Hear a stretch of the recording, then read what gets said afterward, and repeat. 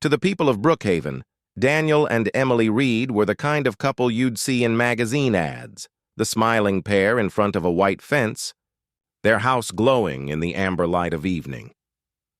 Daniel was a quiet, well-liked architect, known for designing homes that felt safe. Emily worked as a school counselor, the kind of woman who remembered every child's birthday and always brought an extra plate of cookies to PTA meetings. Together, they made the ordinary look enviable. On Sundays, Daniel mowed the lawn while Emily trimmed her rose bushes. On Fridays, they had dinner at the same Italian restaurant downtown, always ordering the same thing: grilled salmon for him, pasta primavera for her. Their lives were neat, predictable, and perfectly color-coordinated, like the throw pillows on their couch. But the thing about perfect lives is that they rarely are. It started on a gray Tuesday morning in early spring. Daniel was sorting mail before leaving for work. Bills, ads, a postcard from his brother in Denver. Then an envelope caught his eye. It was slightly thicker, creased at the edges, and stamped from Redstone Correctional Facility. The name on it was clear: Emily Reed. He frowned. Maybe it was some counseling outreach, he thought. Emily sometimes volunteered for rehabilitation programs. Still, something about the uneven handwriting made him pause. He turned it over in his hand, staring at the return address. Inmate, Deborah 41289, Caleb Monroe. Daniel slipped the letter into his briefcase. He told himself he'd ask her later. But by the time evening came, the envelope burned in his thoughts like a hidden ember. Emily was late that night. She texted saying she'd stayed behind to help a student. When she finally came home, her eyes looked tired, her voice softer than usual. "Long day?" Daniel asked. She smiled, placing her bag on the counter. "The usual, just teenage drama." He nodded but didn't mention the letter.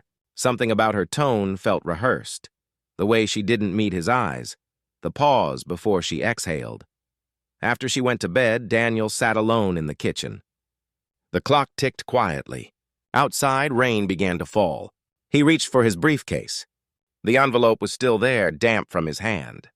He stared at it for a long moment, battling the part of him that said, trust her, against the voice whispering something's wrong.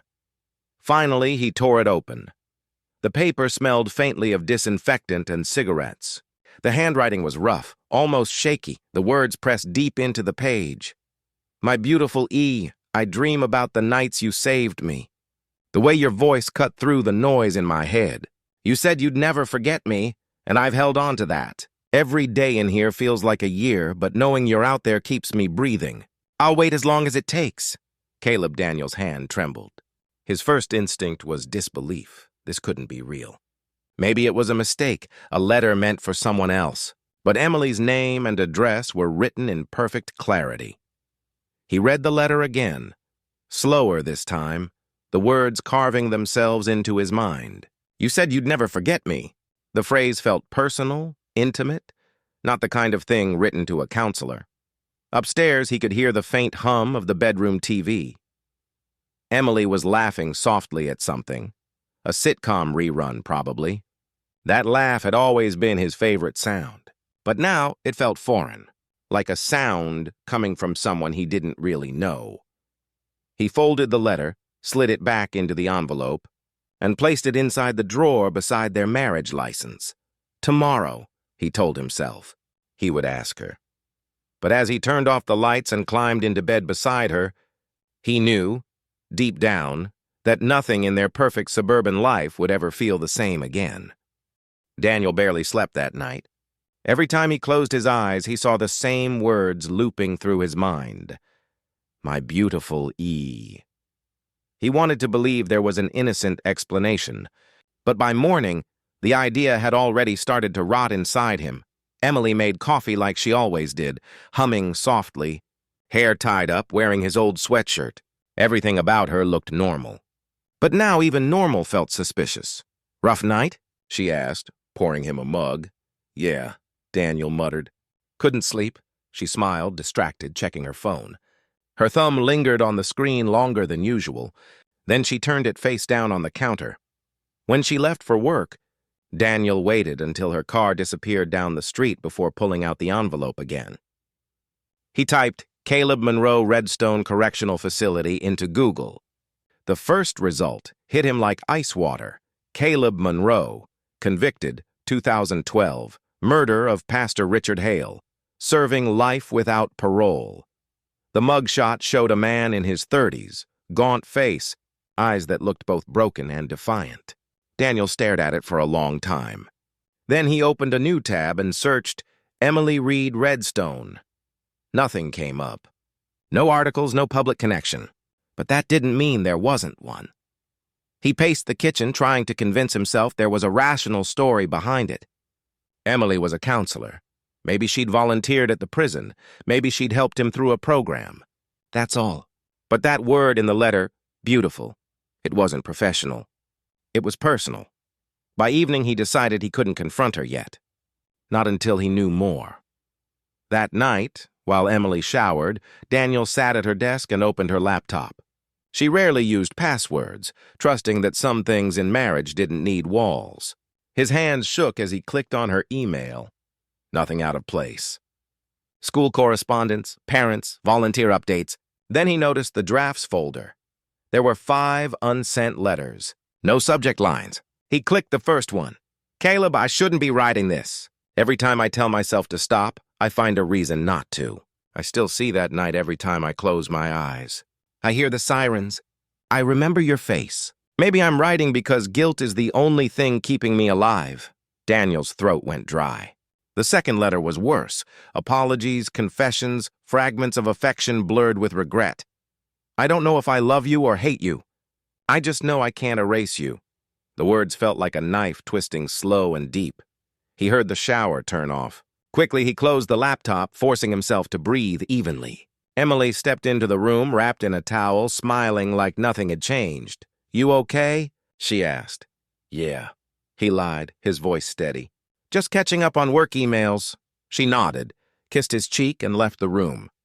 Daniel watched her walk away, wondering how many years she'd been living a life parallel to his, one he never noticed, one built from secrets and lies.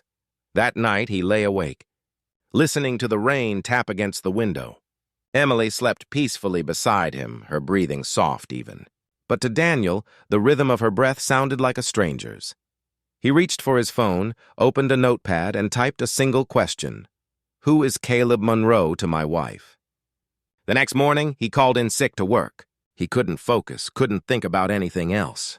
He needed answers. He searched public prison visitation logs, volunteer lists, anything with Emily's name. After an hour, he found it. A record from 2019. Reed E., Counseling Correspondence Volunteer, Redstone Correctional Facility. So she had volunteered there. But the timing matched the year she suddenly changed. The year she'd started spending more time at school. The year her smile had dulled. Daniel sat back, heart pounding. The logical part of him said it could still be innocent. She might have been mentoring him, guiding him through a rehabilitation program. But the letters said otherwise. Late that night, he returned to her laptop, scrolling through old files until he found a hidden folder buried under school documents. Inside were scanned letters, all written in the same jagged handwriting. One of them ended with a line that made his stomach turn. I still remember the promise we made. E. You said you'd never let them find out. Daniel shut the laptop slowly. His reflection in the screen looked pale, almost hollow. Whatever this was, it wasn't about kindness or charity anymore, and deep down, he knew. The only way to learn the truth was to meet Caleb Monroe himself. Daniel had always believed he knew his wife better than anyone. Every habit, every fear, every small joy that made her who she was. He could tell when she was nervous by the way she twisted her wedding ring. He knew she hummed when she cooked because it reminded her of her mother. But over the next few days, as he replayed the words from those letters, every memory began to feel like a lie carefully disguised as love. Emily seemed calm, maybe too calm. She still went to work, laughed with neighbors, and talked about their upcoming anniversary trip. She moved through their home with quiet grace, like someone rehearsing normalcy. Meanwhile, Daniel's mind was a storm. Every glance from her felt calculated, every smile another mask. By the third night, he couldn't take it anymore. After dinner, while she rinsed dishes, he spoke. Can I ask you something?" She looked up cautious. "Sure. Do you know someone named Caleb Monroe?" The plate slipped slightly from her hand before she caught it. Just a second of panic, but Daniel saw it. "Caleb?" she repeated, forcing a small laugh. "Why?" He shrugged, pretending nonchalance. "Just saw his name. Somewhere." Her smile stiffened. "He was part of a counseling program a few years ago." "Why? That's it?" he asked. "Just a program?" "Daniel," she said softly, "you're acting strange." He wanted to push harder, but her eyes looked tired, her voice careful, like she was hiding something fragile. So he dropped it. For now. That night, he sat awake long after she'd fallen asleep. The moonlight cut through the blinds, slicing the room into shadows. Emily's breathing was slow, steady. But her phone, lying on the nightstand, buzzed once. Then again, Daniel stared at the screen. The contact name flashed briefly before fading.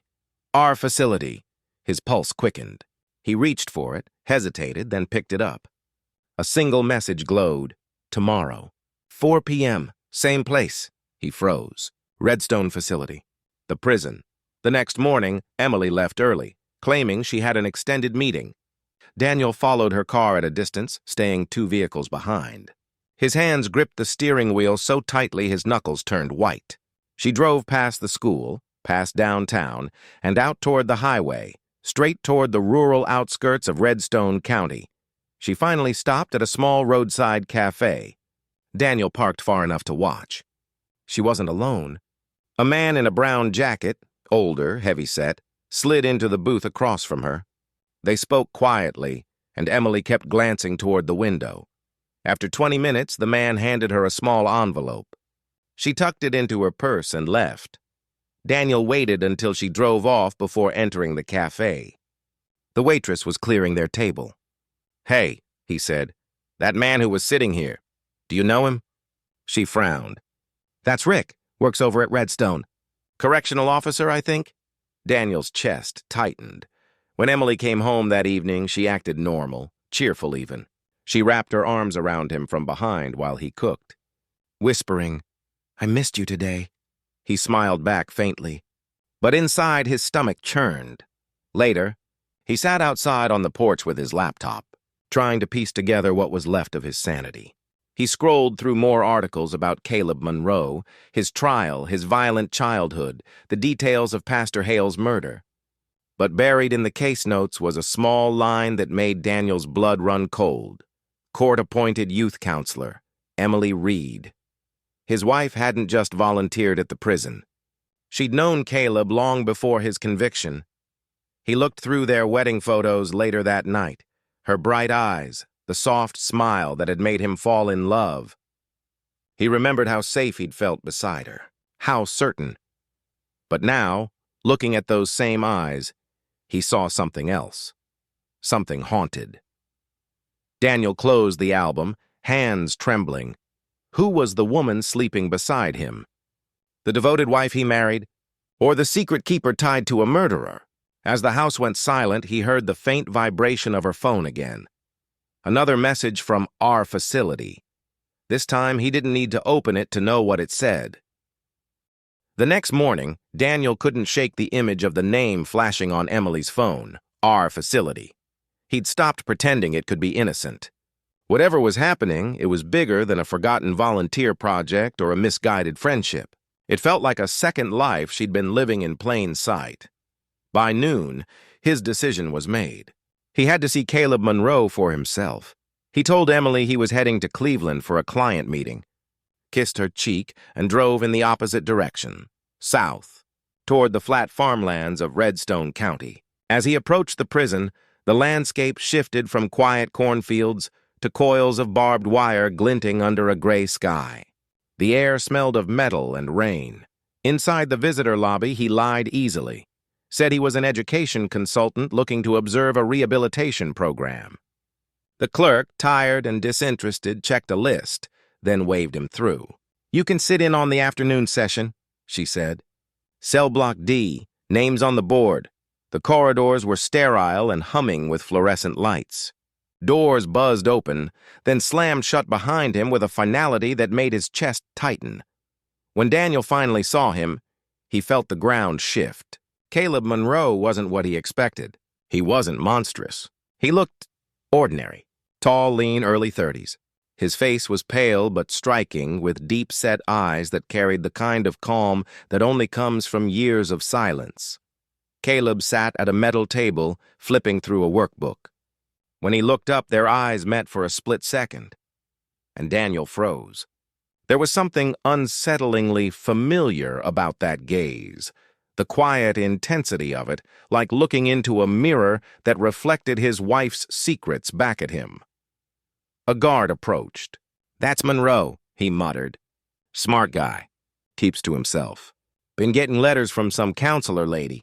Says she's from Brookhaven. You from that area?" Daniel's heart skipped. "Yeah," he said quietly. "Yeah, I am," the guard chuckled. "She's the reason he's not a total wreck. Says she saved him. Funny thing, he never talks about family, just her."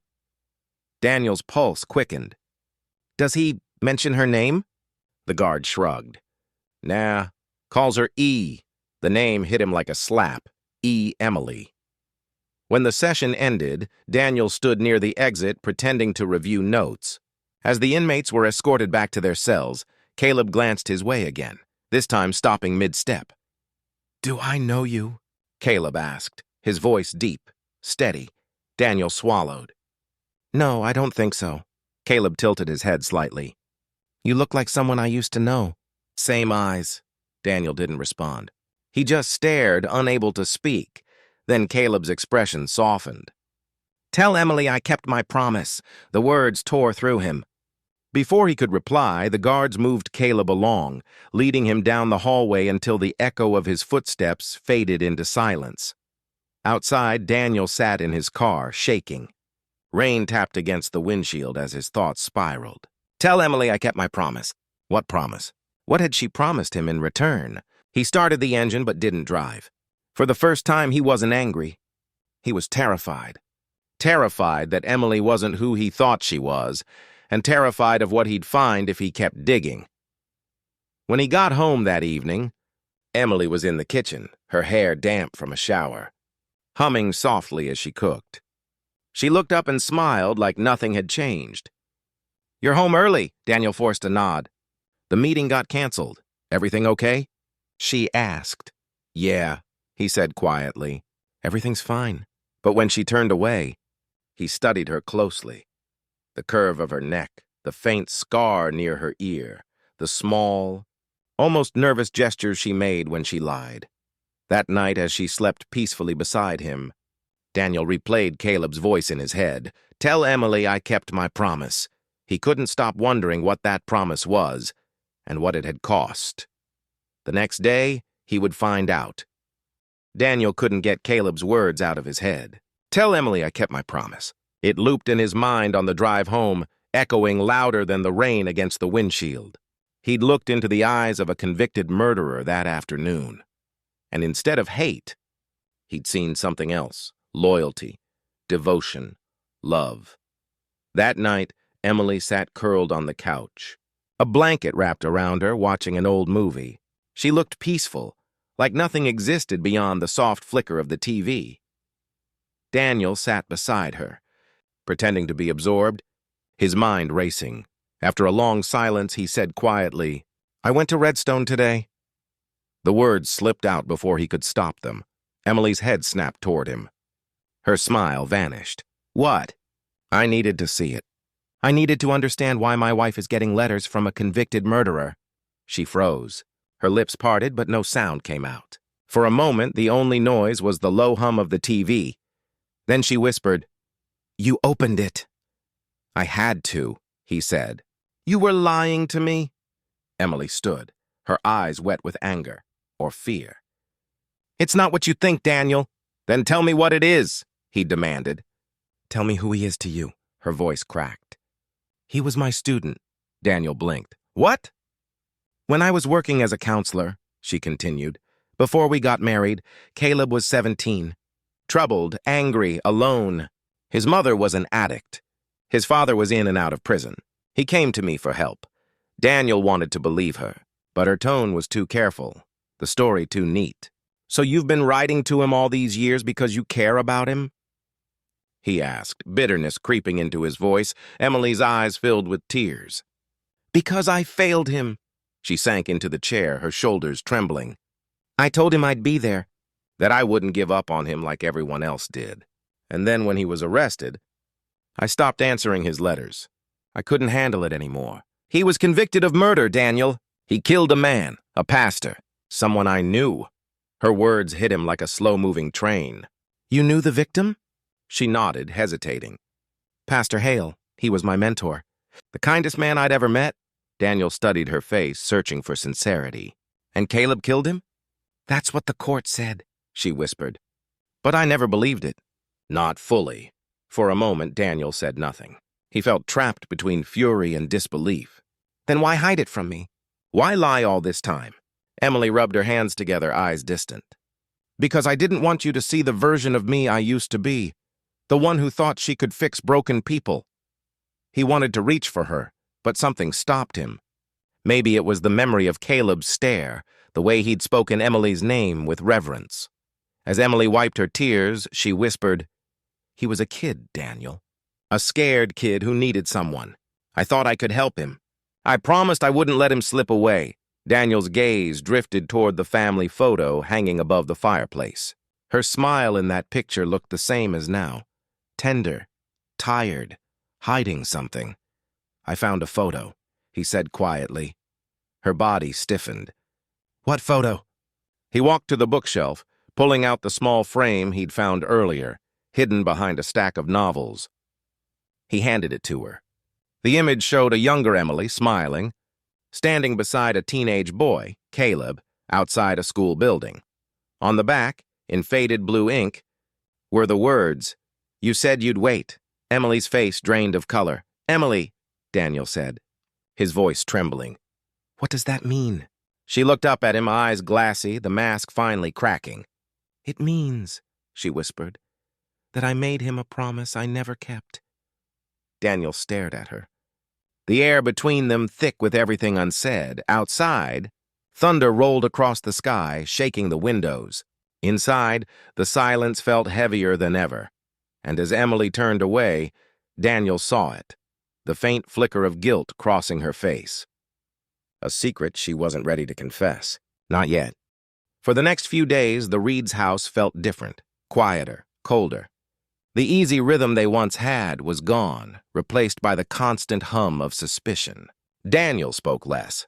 Emily filled the silence with forced small talk, trying to keep the illusion of normalcy alive. But Daniel couldn't stop thinking about that photo, the way Caleb had looked at her, even as a teenager. There had been something possessive in his stare, something that didn't belong in a counselor's office. By Thursday morning, Daniel's patience had cracked. When Emily said she had another late counseling session, he knew she was lying. He watched from the kitchen window as she drove away, her taillights fading into the gray afternoon mist. He waited 10 minutes before grabbing his keys and following. The drive took him beyond Brookhaven's polished suburbs, through winding back roads until the landscape grew barren. Gas stations, empty fields, cheap motels. Emily's car turned into the parking lot of a weathered roadside inn called the Silver Elm. Daniel parked a block away and watched from his car. After a few minutes, Emily emerged from her vehicle, scanning the area before entering one of the motel rooms. Her movements were nervous, precise, like someone used to sneaking. An hour passed. Then the door opened. A woman stepped out, mid-40s, short hair, dressed in scrubs. She hugged Emily briefly, handed her a small brown envelope, and left in a gray sedan. Daniel's gut twisted. He waited until Emily drove off before walking to the front desk. The clerk barely looked up from his magazine. Room 108, Daniel said, feigning confidence. Forgot something, the man grunted. Door's probably unlocked. Daniel entered the room. It smelled faintly of bleach and cheap perfume. On the bed sat an open folder, left behind in haste. Inside were printed reports stamped with the Redstone Correctional Facility logo, Inmate Correspondence Review Program. The nurse's name on the header, Marla Jensen. Attached to the report was a small stack of letters. The handwriting was familiar, jagged, deliberate. Caleb's, I don't sleep anymore. Not because of the noise, but because I keep hearing your voice. You told me to trust you. You said we'd get through this together.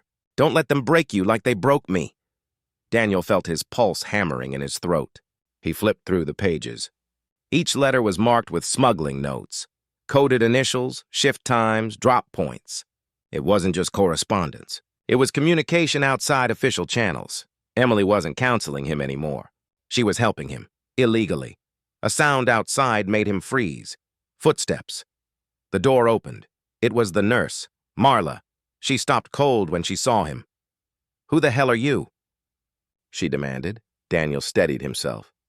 "I'm Emily's husband." Marla's expression softened, then darkened again. "You shouldn't be here." "Then tell me what's going on," he said. "Please, I just want the truth." She hesitated, then sighed. "Look, Emily's been working with me on something. She thinks Caleb was set up. Said she's got proof someone else killed that pastor. She's risking everything. Her license, her marriage, her freedom." Daniel's chest tightened. "Why? What does she owe him?" Marla looked away. "You'll have to ask her that. But whatever it is, it runs deep, deeper than she's told you." When Daniel returned home, Emily was already there, pretending to read a book on the couch. He stood in the doorway, rain dripping from his jacket, and stared at her. The woman who shared his house, his life, his bed. "Where were you?" he asked softly. She didn't look up. Work ran late. He waited for her to meet his eyes, but she didn't. Instead, she turned a page and said, "You should dry off. You'll catch a cold." Daniel walked past her, heart pounding with restrained fury. In the kitchen, he opened the drawer where he'd hidden Caleb's first letter. The envelope was gone. He turned toward the living room. Emily was watching him now, her gaze calm, almost defiant. "Looking for something?" she asked. Daniel didn't answer. He just stared, realizing for the first time that the woman standing before him, his wife, might not just be lying to him. She might be protecting someone who'd killed to keep her secret. The night Daniel found the missing letter drawer empty, he barely slept. The rain against the window sounded like the ticking of a clock, counting down to something he didn't understand yet. By morning, Emily was gone again, her car missing from the driveway. But this time, Daniel didn't follow her. He went somewhere else, Redstone Correctional Facility. The guard at the front desk frowned when Daniel asked for inmate Caleb Monroe. "You family?" Daniel hesitated. "No," he said. "But he's been writing to my wife." The guard raised a brow. "Join the club." That sentence chilled Daniel. He wasn't the only one. Inside, the visiting room was a dull gray, like a place where color had long since died. Caleb Monroe was escorted in, chains clinking softly against the floor. He was taller than Daniel expected, with calm, measured eyes and the kind of composure that made him dangerous. "Who are you?" Caleb asked, sitting across from him. "I'm Daniel Reed," he replied, his voice steady. "Emily's husband." Something flickered across Caleb's face. Not surprise, but recognition. "She said you'd come eventually." Daniel clenched his fists. "What do you mean?" Caleb leaned forward. "You think you know her, don't you? The way she smiles, how she folds her hands when she lies. You think she's yours? But Emily was mine long before she ever became your wife." Daniel felt the air drain from his lungs. "What are you talking about?" Caleb smiled faintly. "You ever heard of Pastor Michael Grant?" Daniel shook his head. Caleb's expression hardened. "He's the man I was convicted of killing. The man who destroyed everything Emily and I had. The man she swore she'd never forgive." Daniel's pulse thundered in his ears. "Emily said you were just a patient." Caleb chuckled. "Is that what she told you?" He leaned closer, lowering his voice. "She was there that night, Daniel. She saw it happen. She knows I didn't kill him, but she let me take the fall." Daniel stared at him, disbelief warring with dread. "You're lying," Caleb's voice softened. Then ask her why she still keeps the pastor's bracelet in her jewelry box. Guards called time. Caleb stood, eyes fixed on Daniel. She's been living a second life built on the first man she ever betrayed. By the time Daniel left the facility, the world outside looked unreal. Bright sunlight cutting through the storm clouds like something cruelly ironic. He drove home in silence. Emily was in the kitchen when he entered, humming softly as she stirred soup as if everything were normal. "How was work?" she asked without turning around. Daniel placed his hands on the counter. "I went to Redstone." The spoon clattered against the pot. She froze. He continued, his voice steady but sharp. "He told me about Pastor Grant, about you. About that night."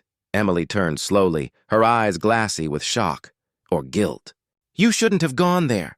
"Why, Emily?" he asked. "Why didn't you tell me?" Her lips trembled, but she said nothing. The silence stretched between them until it felt like the walls might crack. Finally, she whispered, "Because I couldn't bear for you to see me the way he did." Daniel stepped closer. "You were involved, weren't you?" Her tears spilled, but she didn't deny it. "It wasn't what you think. I tried to help him, to save him, but I failed both of them." "Both of who?" Daniel demanded. But before she could answer, her phone buzzed on the counter. A text message flashed briefly before the screen dimmed. Daniel caught the name. Marla Jensen. The message read, "They reopened the Grant case. Someone's been talking." Emily snatched the phone before he could read more. Her hands shook as she whispered, "It's starting again." Daniel's voice hardened. "What is?" She looked up, fear in her eyes. "The reason Caleb went to prison? The reason I lied." He stared at her, searching for the woman he used to know. "Then start telling me the truth before someone else does." Emily exhaled shakily. "If I do, you'll never look at me the same way again." Daniel didn't blink. "Try me." Outside, thunder rolled across the distance, as if the storm had returned just to hear her confession. Emily looked toward the window, her reflection fractured in the glass. "The night Pastor Grant died," she whispered, "I was there, and Caleb wasn't the only one holding the knife." The words, "I was there," echoed in Daniel's mind long after Emily left the kitchen that night.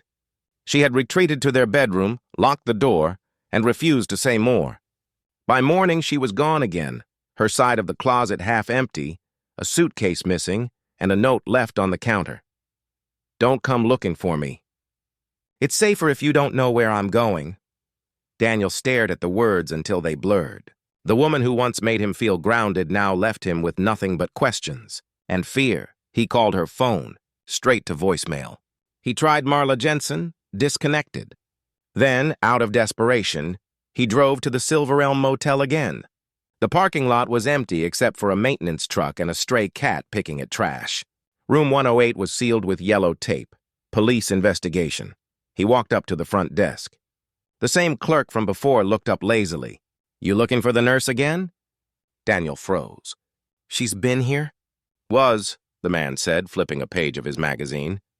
"Cops came 2 nights ago. Said she was found in her car off Route 17. Suicide, they think." Daniel's stomach dropped. Marla was dead. He drove aimlessly for hours after that, the town blurring past his windshield, the church steeples, the coffee shops, the same police sirens in the distance. By noon, he found himself parked outside a place he hadn't seen in years. St. Luke's Baptist Church, the church where Pastor Michael Grant had been found dead 8 years ago. He remembered the name now from Caleb's story, the news coverage, the grainy photos of a young counselor, a distraught inmate, a tragic moral scandal. Emily had never told him she'd worked here.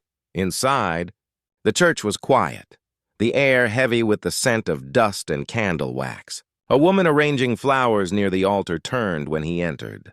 Her name tag read, "Mrs. Darlene Hoyt, Parish Secretary." "Can I help you, sir?" Daniel hesitated. "I'm looking for information about Pastor Grant." "The night he died." Her expression shifted, the kind that carried both exhaustion and caution. "You a reporter?" "No," Daniel said. "My wife worked here." "Emily Reed. Back then, she was Emily Hayes." Recognition flickered in Darlene's eyes. "Oh, Her. That poor girl? Daniel's pulse quickened. What do you mean? Darlene hesitated, then lowered her voice. Emily was here the night it happened. She was supposed to meet the pastor for counseling, but things got out of hand. There were rumors, but the church buried it quick. Said she was unstable, that she disappeared after the murder. Then Caleb confessed, and they stopped asking questions. Why would Caleb confess to something he didn't do? Love makes people do strange things, Darlene said softly. Especially when it's mixed with guilt. Before Daniel could ask more, the church door creaked open. He turned and froze. Emily stood there, pale, her hair pulled back, eyes rimmed red. She looked smaller somehow, fragile. Daniel, she whispered. You shouldn't be here. He took a step toward her. Where have you been? I told you not to follow me. Marla's dead, he said, voice breaking. They said it was suicide. Emily's face went white. No, she wouldn't. She stumbled back, hand trembling. They got to her. They? Daniel demanded. Emily looked at the old church pews, her voice dropping to a whisper. You still don't get it. Caleb wasn't framed by some random enemy. He was framed by the church. Daniel blinked. The church? She nodded. Pastor Grant wasn't who everyone thought he was. He was part of something darker, money, influence, abuse, and Caleb tried to expose it. I helped him. But when Grant turned up dead, they pinned it on the one man already locked away. Daniel stared at her, words failing him. I came back here because I needed to be sure, Emily said. I met someone last night, someone who used to work in the church archives. She said she had evidence, letters, recordings, proof that could clear Caleb. Where are they? Daniel asked. Emily glanced toward the side door. She told me to meet her at the old parish house tonight. Daniel shook his head. No, Emily, you can't go alone. But she was already walking away, her voice faint but firm. I have to. It's the only way to make this right. As she disappeared through the doorway, Daniel caught his reflection in the stained glass window, fractured colors painting his face in reds and blues, like police lights in slow motion. He didn't know it yet, but by following her that night, he would uncover the truth behind two murders, one buried in the past and one yet to happen. The old parish house sat behind St. Luke's church, half swallowed by ivy and shadow. By the time Daniel reached it, the sun had long disappeared, leaving only the dim orange glow of a flickering streetlight. Emily's car was parked nearby, engine still warm. He hesitated before stepping out.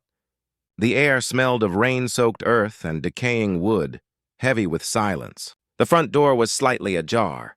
Inside, the house creaked with every cautious step. Dust floated through his flashlight beam like snow. Old hymn books lay scattered across the floor. The place felt frozen in time, abandoned but not forgotten. Emily?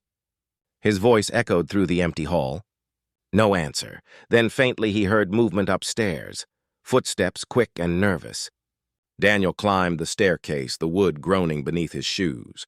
As he reached the landing, he saw the faint glow of a flashlight leaking from a half-open door.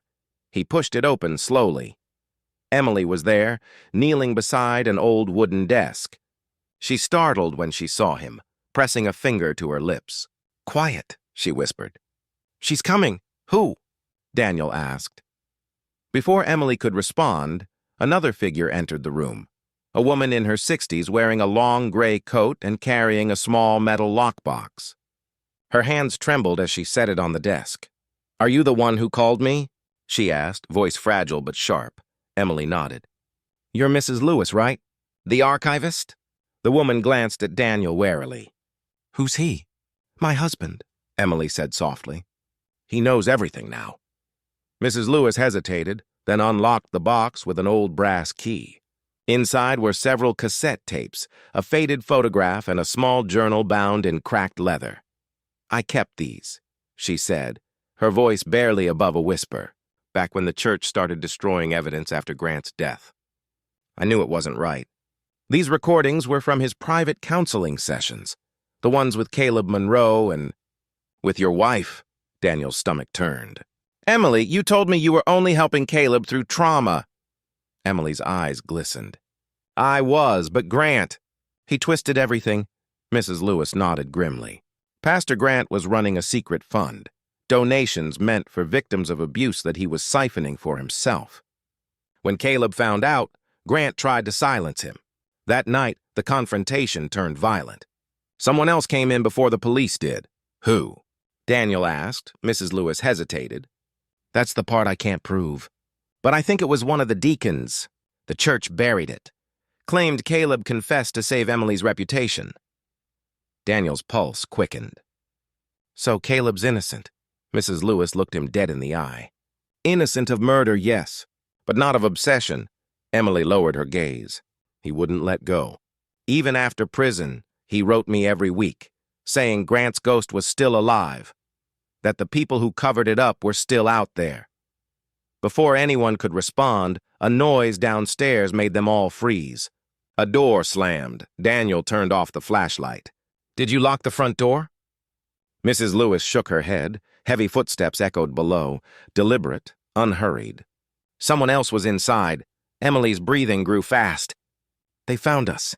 Daniel gestured toward the back of the room. Hide the tapes. Mrs. Lewis slid the lockbox beneath a loose floorboard just as the steps reached the top of the stairs. The floor creaked again, closer now. A shadow moved across the crack of the door. Then, suddenly, silence. Emily clutched Daniel's arm. The shadow lingered, then retreated, followed by the sound of the front door closing. Daniel exhaled shakily and turned to Mrs. Lewis. We need to leave now. Mrs. Lewis nodded. Take the key, she said, pressing it into his hand. That box holds the truth. But be careful. People have died to keep it buried. They slipped out the back door and ran through the rain. Headlights slicing through the dark as Daniel's car roared to life. In the passenger seat, Emily clutched the old journal against her chest. It's all here, she whispered. The recordings, the notes, the names. Daniel glanced at her, his jaw tight. Then tomorrow we go to the police. But Mrs. Lewis's warning echoed in his mind. People have died to keep it buried. And as they drove into the night, Daniel didn't notice the black sedan pulling out of the shadows behind them, its headlights dimmed, following silently. By morning, the rain had stopped, but the air in Brookhaven felt heavy, like the whole town was holding its breath. Daniel barely slept. The lockbox sat on the kitchen table, water-stained and still unopened, its brass key glinting in the dull light. Emily hadn't said a word since they returned home. When she finally spoke, her voice was small. If we take this to the police, they'll turn it on me. Daniel rubbed his temples. Emily, this isn't about you anymore. Marla's dead. Mrs. Lewis said people were being silenced. That means this goes deeper than Caleb or Grant. She looked up, her eyes hollow. You don't understand. They already think I'm guilty. Before Daniel could respond, a loud knock rattled the door. He opened it to find two detectives, one older, one young and tense, both wearing the kind of expression that spelled trouble. Daniel Reed? The senior officer asked. Yes. I'm Detective Avery. This is Detective Morales. We need to ask your wife a few questions. Emily stepped forward slowly, her face pale. What's this about? Avery's gaze hardened. Marla Jensen's car was found burned near Route 17. Forensics recovered a file with your name on it. Sealed correspondence records from Redstone Prison. You want to tell us how that ended up there? Emily's breath caught. Daniel started to speak, but she stopped him with a look. I'll go with you, she said quietly. The detectives exchanged glances. We'll need you to come down to the station for questioning. As they led her to the car, Daniel felt the world tilt, the sound of the door closing behind them echoing through the empty house like a final verdict. At the station, the fluorescent lights hummed overhead. Emily sat across from Detective Avery in a small, sterile room that smelled faintly of coffee and bleach. Daniel watched through the observation glass, fists clenched. Avery slid a photo across the table, Pastor Grant's crime scene. You were there that night, weren't you, Mrs. Reed? Emily's voice trembled. Yes, but I didn't kill him. Then who did?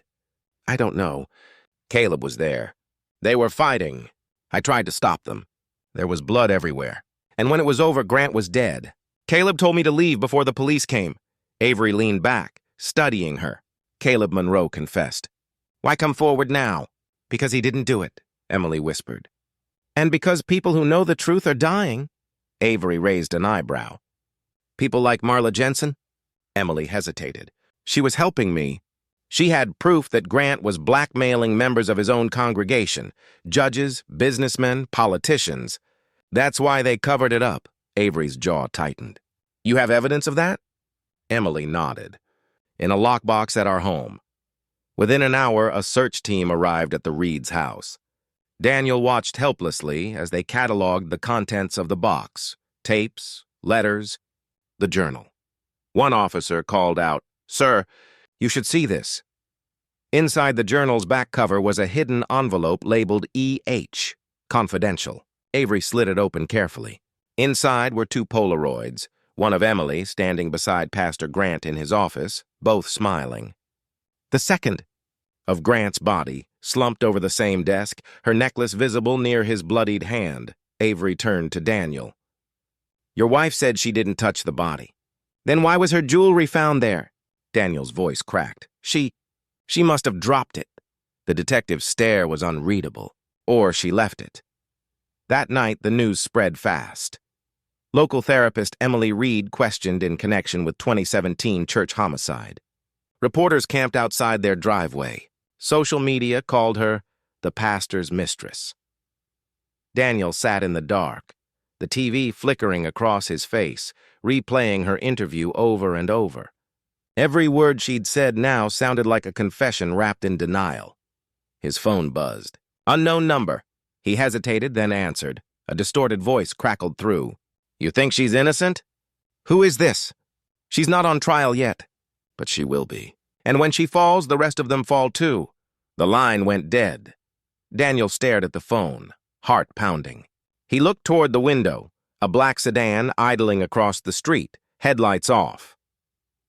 Watching. 2 days later, Emily was officially charged with obstruction of justice and evidence tampering.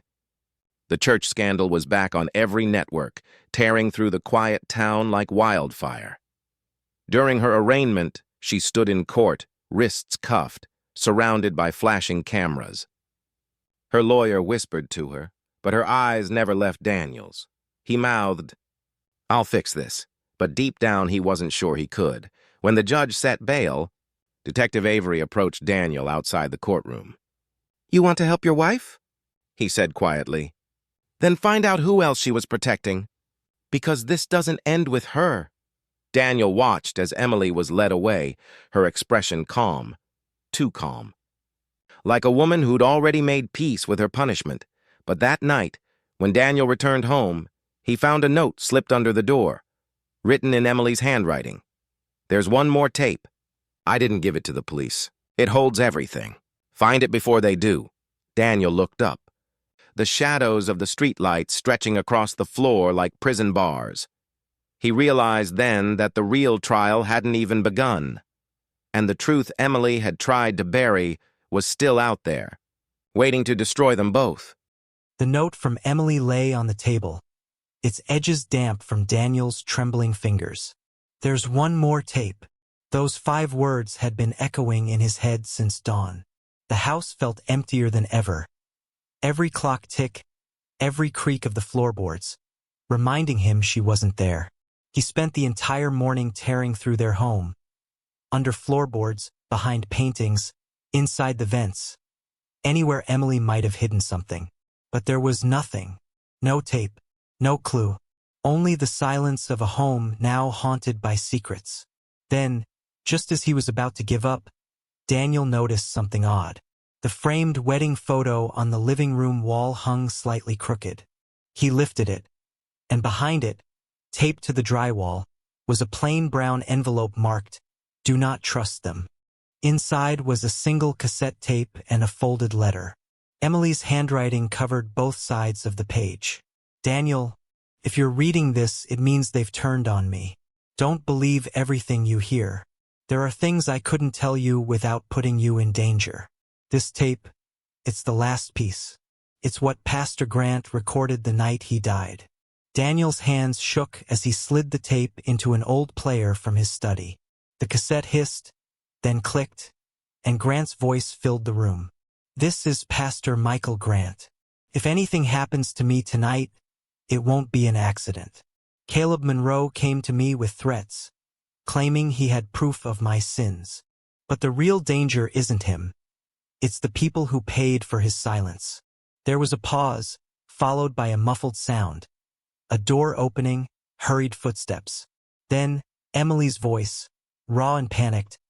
"Pastor, stop this. You can't just." Grant cut her off. "You shouldn't be here, Emily. You don't understand what you're part of." A crash. The sound of a struggle. Then another voice, low, commanding, unmistakably different.